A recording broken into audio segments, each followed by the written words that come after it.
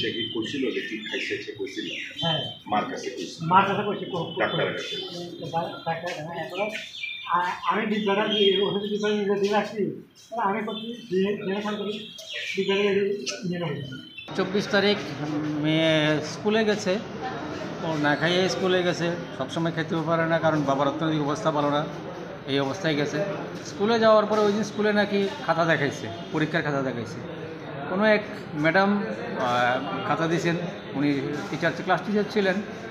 তো ওইখানে কোনো একটা প্রশ্নের ক্ষেত্রে ও দুটো আনসার লিখেছে।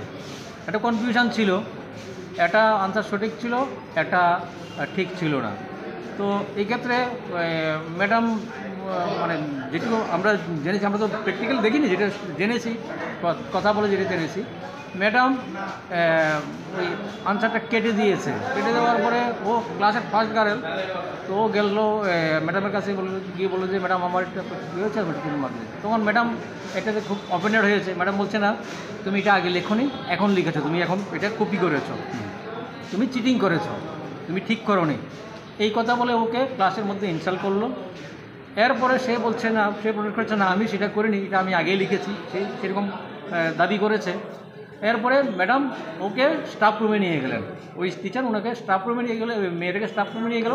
স্টাফ রুমে নিয়ে যাওয়ার পরে আরও অন্যান্য স্টাফ সহ মিলে ওকে প্রচণ্ডভাবে ইনসাল্ট করেছে সেখানে, সকলের সামনে। যার ফলে মেয়েটা একে তো স্কুলে গেছে, নাকি প্রায়ই এমন হয়, খাওয়া খেতে পারে না ঠিকমতো, 3 বেলা খেতে পারে না, খুব গরিব পরিবার।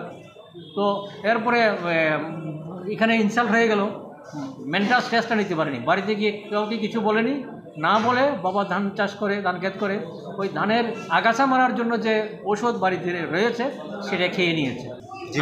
আনার পর মৃত্যু হলো। হ্যাঁ, আজকে সকাল 7:30-এর দিকে অ্যাকচুয়ালি ডেথ হয়ে গেছে, যদিও ডাক্তার সেটাকে 7:45-এ, কারণ ডাক্তার যখন চেক করেছে তখনটাই সেটা ডিক্লেয়ার করেছে 7:45-এ ডেথ হয়েছে বলে ডিক্লেয়ার করা হয়েছে। কবে করেছিল? 24শে জুলাই।